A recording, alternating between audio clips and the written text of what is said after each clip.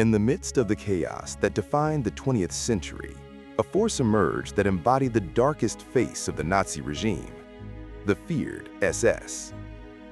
Under the command of Heinrich Himmler, this paramilitary body became the pillar of National Socialist terror, combining ideological fanaticism, military discipline, and an obsessive devotion to Hitler.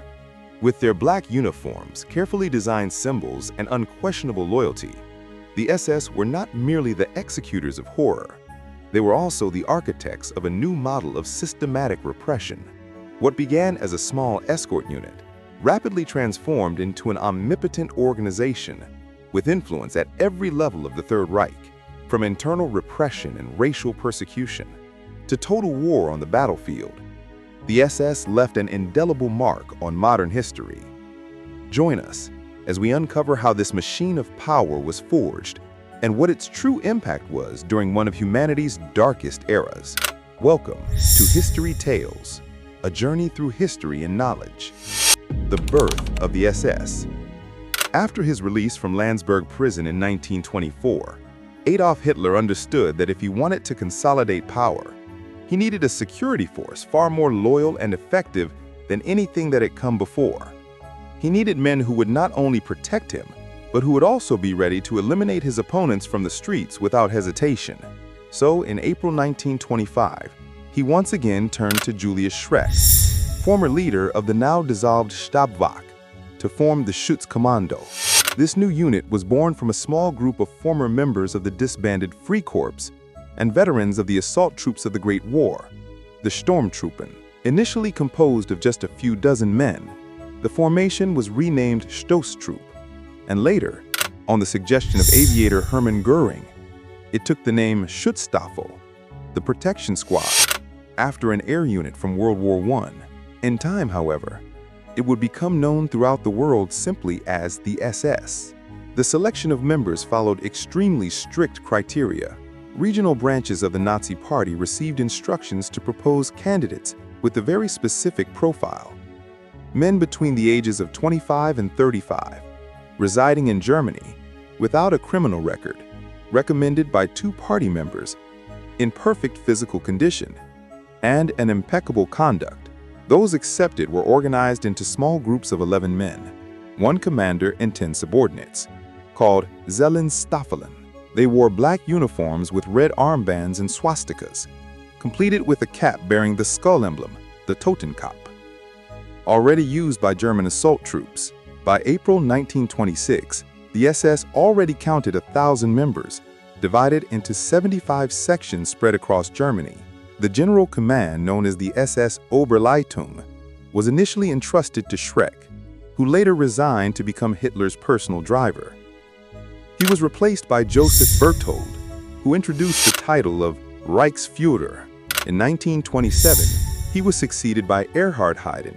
Finally, in January 1929, Heinrich Himmler took command, inaugurating an era of expansion and transformation. Himmler met with Hitler and convinced him that the SS should become the main armed branch of the party, relegating Ernst Röhm's SA. From that moment on, they began accepting recruits starting at age 18, who were required to pay for their own uniforms and equipment, and introduced pseudo-religious rituals, racial examinations, and physical trials, all aimed at preserving so-called Germanic purity.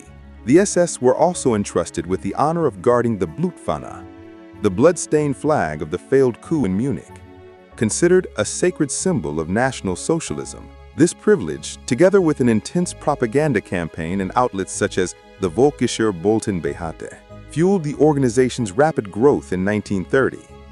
In April 1931, tensions between the SA and SS escalated. The SA attempted to seize control of various party offices in regions such as Brandenburg and Mecklenburg, but encountered the fierce resistance of the SS, particularly in Berlin, where they remained loyal to Hitler. The attempted takeover failed, exposing the now irreconcilable fracture between the two corps. In 1932, the SS adopted the motto, Kampfzeit war die beste Zeit. The best times were those of struggle, in memory of the 13 dead and over 100 wounded in street clashes with the Red Front. Despite the losses, their efforts bore fruit in January 1933. During the electoral campaign, the SS protected party events, and Hitler rose to power as Chancellor. Shortly afterward, the Reichstag fire gave Hitler the perfect pretext to decree, on February 29th, extraordinary powers for both the SA and the SS. The latter were granted firearms and police authority. Under Himmler's command, the SS began a systematic persecution of political opponents, arresting, beating, and eliminating anyone considered dangerous. At the same time, they launched harassment campaigns against the Jewish community. With prisons overcrowded, the first concentration camp was created in Dachau, near Munich. Later came Sachsenhausen and Buchenwald, managed by the branch known as the Totenkopfverbände, the Death's Head units. While the SS consolidated themselves as a political and policing force, their conflict with the SA intensified. Rome aspired to a more radical second revolution, while Himmler preferred to maintain the order imposed by Hitler and avoid provoking the conservative German high command. The tension reached its peak when Hitler, fearing a revolt, ordered a purge. Between June 28th and 30th, 1934, the SS carried out a series of raids that became known as the Night of the Long Knives. More than 300 people were killed, including Ernst Röhm, executed in his cell, and other senior SA officials. With the SA completely dismantled, Hitler officially declared the SS the Allgemeine SS. With a structure of over 200,000 men, they became not only the political police of the regime, but also one of the fundamental pillars of Nazi domination during World War II. Forged in fanaticism, the selection and training of the SS. Entering the ranks of the SS during the Third Reich was no simple task. Between 1933 and 1945, the incorporation process required rigorous physical and intellectual preparation. The goal was to forge an ideological and military elite. At the beginning, many recruits came from the former Freikorps or were veterans of the Great War, but that profile changed radically after Hitler rose to power. From that moment on, the SS began recruiting mainly police officers and members of the Hitler Youth. After the purge of the SA, during the so-called Night of the Long Knives in 1934, the recruitment focused almost exclusively on young Germans with no military experience. The screening was extremely strict. Only 1 out of 10 applicants was accepted. Candidates had to provide a spotless criminal record, prove that their parents' political behavior aligned with the regime, show no hereditary illnesses, and certify an Aryan family tree dating back at least to the mid-10th century. Once past this initial selection, they were examined by a racial commission composed of eugenics and medicine experts. The medical inspection included evaluation of skull shape, eye color, a minimum height of 1.75 meters, and excellent physical condition. Finally, they faced a discipline test. They were asked questions and required to answer calmly and firmly, but without arrogance. Only after passing this series of examinations were racial purity and ideological alignment analyzed before final admission. Those admitted received a black uniform without insignia since they were not yet official members. A period of intense physical and ideological training then began. In September, if they passed the training, they received insignia and membership cards, becoming cadets. 2 months later, on November 9th, coinciding with the anniversary of the failed Munich Putsch, they swore loyalty to Hitler and obtained full SS soldier status, formally entering the so-called Black Order. Once integrated, they performed civil duties during the day and participated in meetings and assemblies in the evenings or on weekends. They took part in the National Labor Service, which involved public works, and were later transferred to the Wehrmacht for 2 years. In parallel, they received military training in weapons handling and combat tactics. After their military period, they returned to civilian life to complete a final phase of indoctrination regarding the laws, codes of conduct, and values of the organization. Only then did they receive the definitive symbol of their membership, the SS dagger, and recognition as veterans of the Black Order. Every member was classified according to racial criteria. Their biological origins were evaluated and categorized into 8 Aryan branches: Nordic, Alpine, Mediterranean, Dinaric, Baltic, Armenoid, Iran-Afghan, and Indic, excluding any racial mixing. Originally, only Nordics and Alpines were admitted, as they were considered the elite of the supposedly superior Germanic people. However, as World War II progressed, other categories such as Baltics, Mediterraneans, or Dinarics were incorporated. Midway through the conflict, racial factors lost importance in the face of the need to fight communism. The Black Order effectively became a multiracial army, especially within the Waffen formations. Slavs, Arabs, Indians, Asians, Eastern peoples, and even Africans were enlisted. The only groups completely excluded were Jews, Gypsies, and Poles, who never became part of the SS ranks. Between admiration and rejection, German generals and the Waffen-SS. During the war, the relationship between the regular German army and the Waffen-SS was tense and ambiguous. Although the latter enjoyed an elite image within the Nazi regime, many Wehrmacht officers looked upon their rise with suspicion. One of the main causes of resentment was the preferential treatment they received, modern weapons, priority supplies, and increasing political influence. This disparity triggered anger within traditional ranks, who saw a parallel organization gaining Hitler's favor. Moreover, their rigid ideological adherence to Nazism raised doubts about their true loyalty. Did they defend Germany or the Führer? Erwin Rommel, one of the most distinguished generals, had a critical view of the Waffen-SS. From the Polish campaign onward, he avoided assigning them important duties, such as Hitler's direct protection, demonstrating his lack of trust.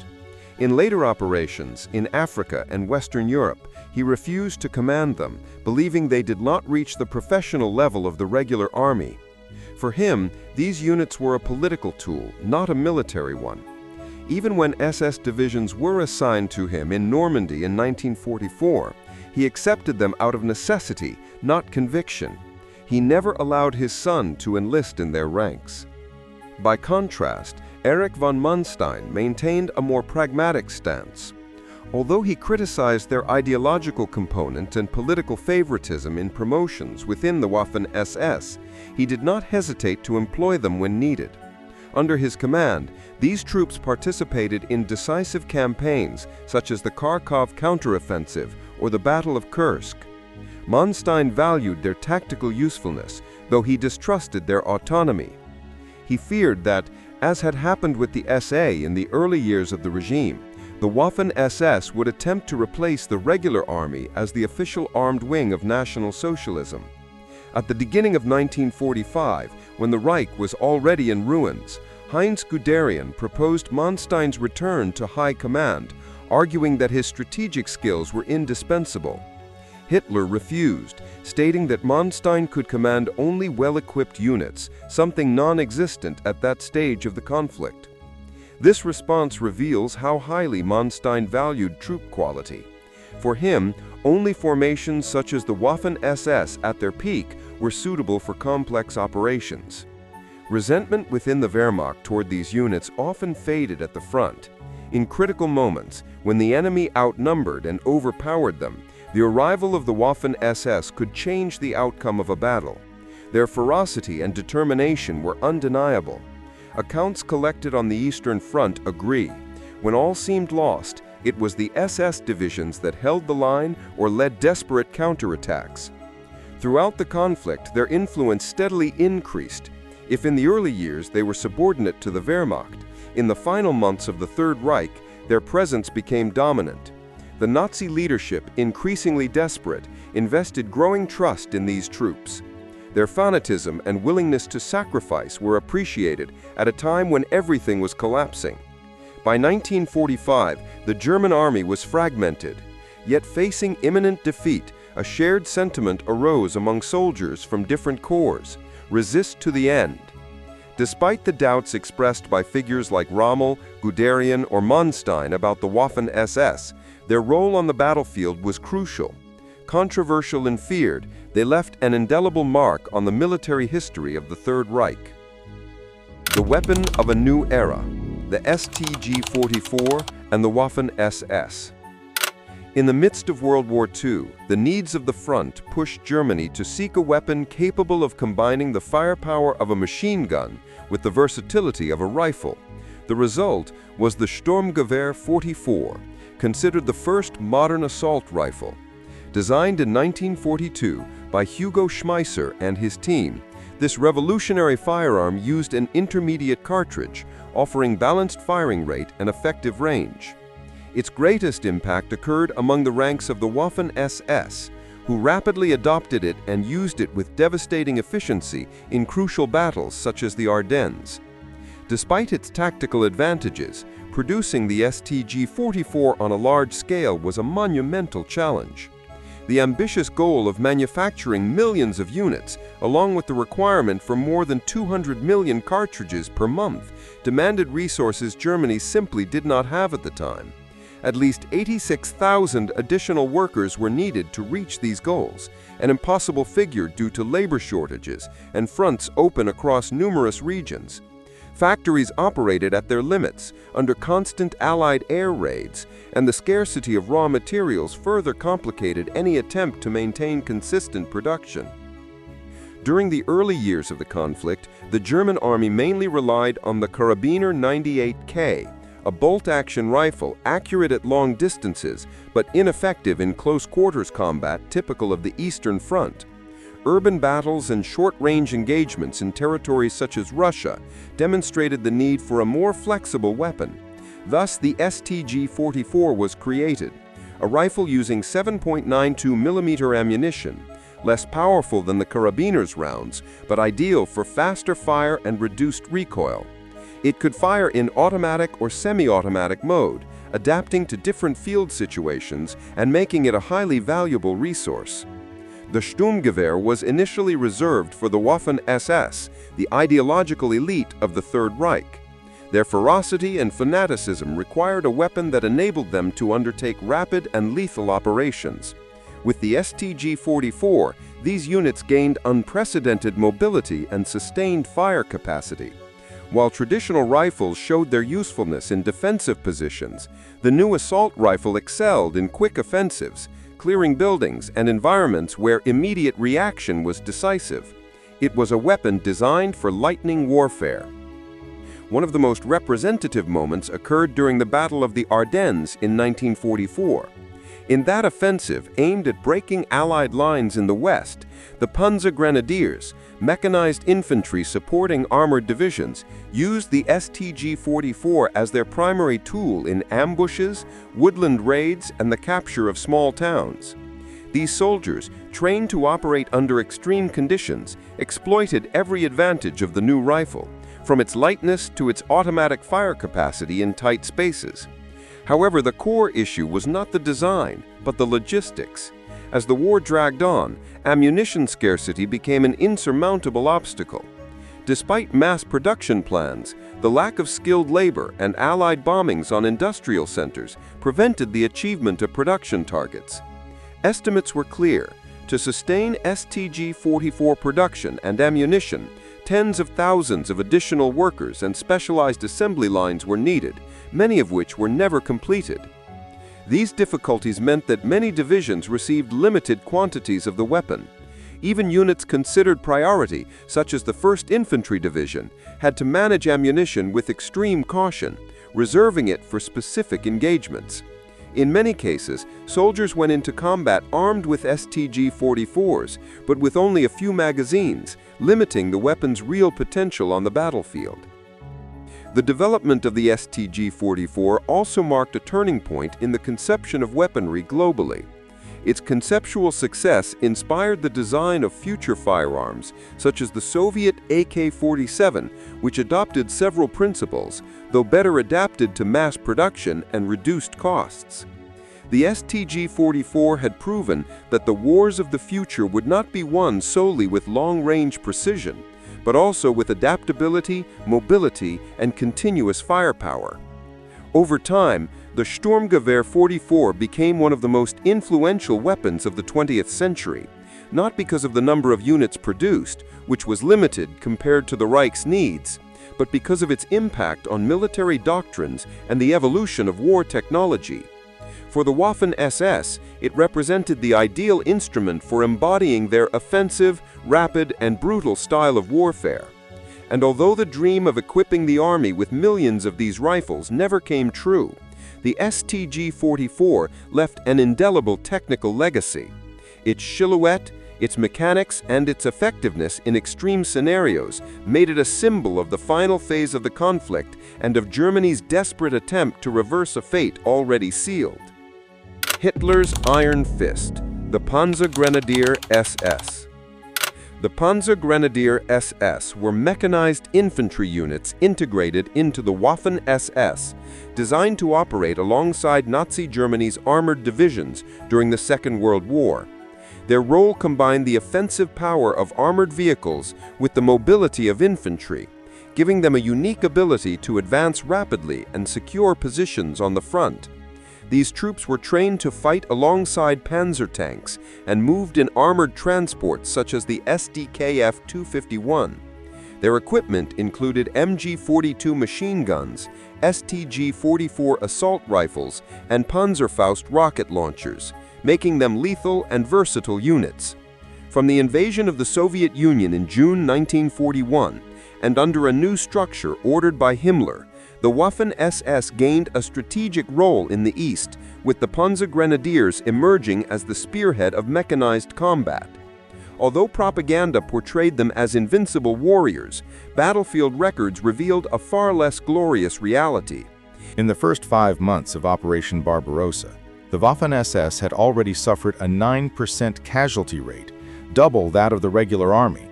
This discrepancy exposed severe shortcomings in training and tactics. Instead of correcting these issues, the official narrative reinforced the myth of their heroism. To improve performance, Theodor Eicke, an ardent supporter of the regime and former concentration camp commander, was brought in. Under his direction, attempts were made to correct tactical flaws, but the SS Panzergrenadiers continued to show a concerning lack of training in night fighting, fortifications, camouflage, and coordination with armored units. Their deficiencies in disciplined fire and training in hostile environments persisted. Faced with this situation, the High Command chose to compensate for their weaknesses by assigning more armored vehicles, turning these units into a highly mobile and impactful force specialized in mechanized operations. But their lack of experience in handling such equipment quickly became evident. During the Second Battle of Kharkov, for example, SS Panzergrenadiers were forced to destroy over 30 tanks to prevent them from falling into enemy hands, clear proof of their limited operational mastery. Despite having advanced models such as the Panzer IV, Panther, and Tiger, poor coordination between infantry and armor undermined their effectiveness. Only after numerous failures and with time did these troops begin to achieve more adequate tactical preparation. Meanwhile, propaganda exploited every small victory, building a narrative of heroic deeds that was delivered directly to Hitler. This allowed Himmler to increase his influence and secure more resources for the Waffen-SS. After the failure of Operation Barbarossa, Hitler began envisioning a future Wehrmacht modeled after the SS, in which the Panzergrenadiers would play an essential role as armored assault infantry. For Himmler, this support confirmed his growing influence within the Third Reich, giving him control of a military force that served not only in combat, but also as a political and ideological instrument of the regime. The propaganda effort to glorify these troops was meticulous. Tomiara Anton, a renowned graphic artist, designed elaborate posters depicting the SS as an elite brotherhood, appealing to the patriotism of German youth. These posters not only exalted the supposed honor of serving as Hitler's personal guard, but also became a pillar of recruitment. Propaganda didn't stop there.